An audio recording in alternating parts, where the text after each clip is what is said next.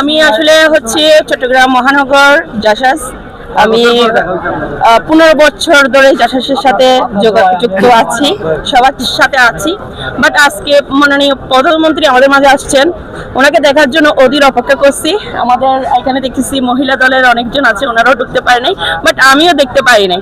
কিন্তু অনেক আফসোস লাগতেছে ওনাকে দেখার জন্য, মানে অনেক দূর থেকে ছুটে আসলাম, মানে ওনাকে দেখবো।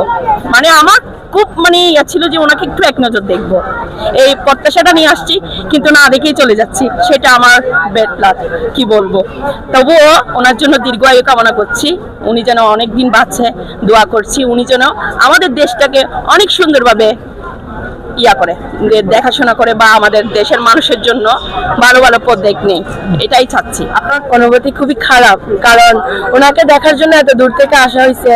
উনি আমাদের চট্টগ্রামে আসছে, আমরা দেখা করতে পারি না। আমরা অনেক নেত্রীরাই এখানে বসে আছে, কার্ড নাই তা কি হয়েছে, আমাদেরকে সুযোগ করে দেওয়া উচিত ছিল, কারণ আমরা এত বছর দলের জন্য কাজ করে আসছি, কিন্তু আমাদেরকে সুযোগ করে দেয় নাই।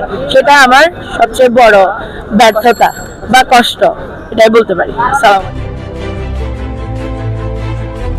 16 বাংলা টিভি, আবহমান বাংলার